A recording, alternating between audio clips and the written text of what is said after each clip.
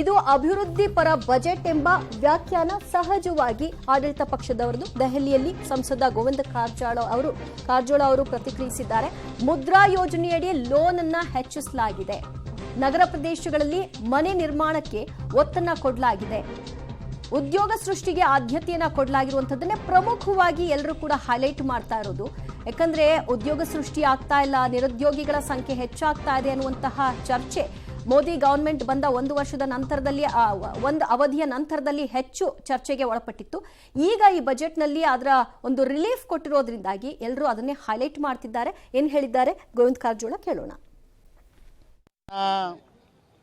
ಅಭಿವೃದ್ಧಿ ಪರ ಭಾರತದ ಗುರಿ ಇಟ್ಕೊಂಡು ಮಂಡಿಸಿದಂಥ ಶ್ರೇಷ್ಠವಾದಂಥ ಬಜೆಟ್ ಅದು ಇತ್ತೀಚಿನ ವರ್ಷಗಳಲ್ಲಿ. ನಂಬರ್ 1. ನಂಬರ್ 2, ನೆಕ್ಸ್ಟ್ ಜನ್ರೇಷನ್ನ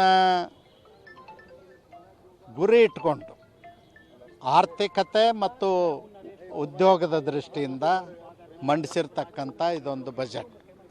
ಒಂದು ಫ್ಲಡ್ ಮ್ಯಾನೇಜ್ಮೆಂಟ್, ಪ್ರವಾಹದಿಂದ ಪ್ರತಿ ವರ್ಷ ಹಾನಿ ಆಗ್ತಕ್ಕಂಥದ್ದು, ಅದನ್ನು ಉಪಯೋಗ ಮಾಡಿಕೊಂಡು ಇರಿಗೇಷನ್ ಪ್ರಾಜೆಕ್ಟ್ಗಳನ್ನು ಹೆಚ್ಚು ತರ್ತಕ್ಕಂಥದ್ದಕ್ಕೆ ಈ ಬಜೆಟ್ನಲ್ಲಿ ಒತ್ತನ್ನು ಕೊಡಲಾಗಿದೆ.